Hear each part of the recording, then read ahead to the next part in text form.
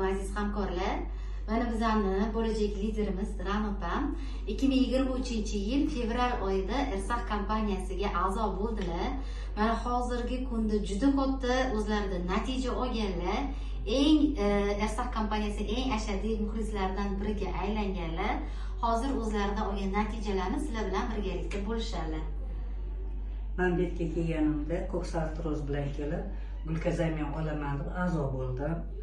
Shuni orasida men 3 marta kofe ichdim, 2 marta olib qora sedani ichdim, Protek 20 ichdim suyug'idan, kapsulasidan ichdim.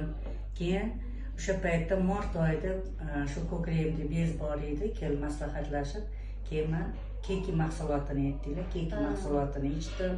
Mana shu Protek 20 larni ichdim. Shu meni 6 oy 7 oy meni saqlab keldi. Allohga ming qatlash ko'rdi.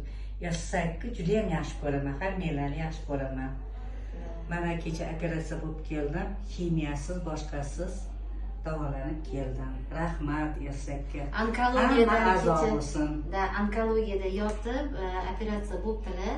Analizlari hammasi yaxshi. Shu mahsulotlarni ichib yurganlar uchun yaxshi chiqibdi. Analizlari kimiyasiz shifo topibdilar. Yana bundan tashqari ko'ksartroz kasalidan ham bor edi. Hozir ko'rsamasi yaxshi mana yuribman. Chopqilab. Yana shu davr ichida 15 kiloga ozdim. 15 kiloga ozdim. Zo'r natija. Hozir mana xursand bo'ldim. Ersax kompaniyasiga rahmat, baraka topinglar, iloyim. Martabingiz baland bo'lsa, shunchalik O'zbekistonga olib kirganingiz uchun siz uchun rahmat. Hammaga yetib a'zo qilib yotib bizni. Rahmat Batakor. Nigoraga, Dilobarga, nastavniklarimga, liderlarimga rahmat. Ayniqsa Buxoroda Dilobarga rahmat. Baraka topsinlar.